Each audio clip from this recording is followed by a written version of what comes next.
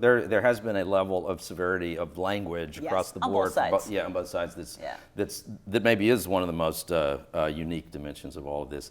So you've written a book that I think would surprise a lot of people in its premise, in that, and correct me if I stated wrong, but that you make the case that Citizens United, this ruling that generally when it's talked about, particularly by liberals, that Citizens United is this terrible thing, and that it has stripped away all the campaign finance restrictions and has unleashed all sorts of terrible forces and dark money in the political system, and that it's kind of a conservative plot of its own.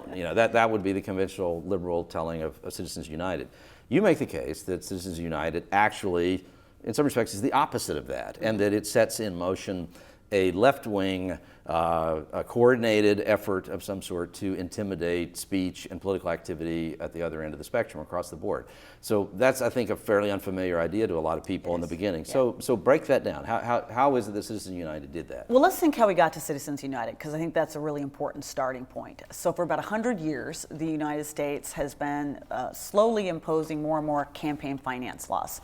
Now, some people call them campaign finance laws. I call them speech laws, because the reality is money is a proxy for speech. I mean, there just isn't really any way. Money is not speech, okay, we can stipulate that, but money is a proxy for speech, and it enables speech.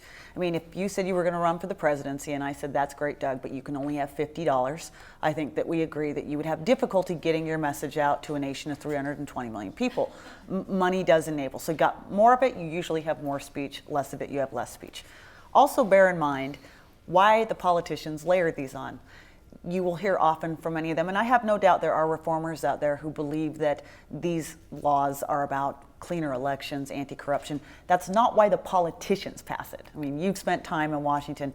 Often it's driven by very base motives. They're trying to put restrictions on their opponents from operating in elections. And both sides have done this over the years.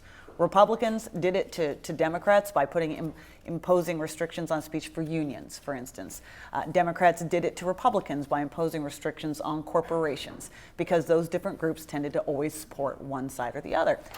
These things got piled up, layered up, layered up. Finally, we get McCain-Feingold, very big, mammoth, mother of all campaign finance restrictions, and the Supreme Court says, we cannot tolerate this anymore. You have just gone one step too far. You've impeded on basic First Amendment freedoms.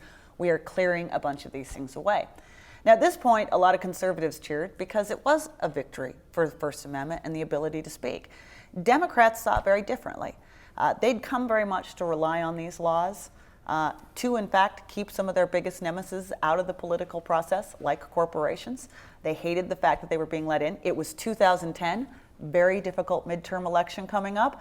Already all the signs of a blowback from the public, Tea Party groups going in. So they had a very public discussion, and you can see it, I trace it in the book, where they say, all right, we can no longer legally bar our opponents from taking part in elections, so we're going to do the next best thing. We're going to scare them, harass them, intimidate them, and generally send the message that if they choose to go forward and use these rights that have been restored to them by the Supreme Court, that they will pay some sort of political price or personal price.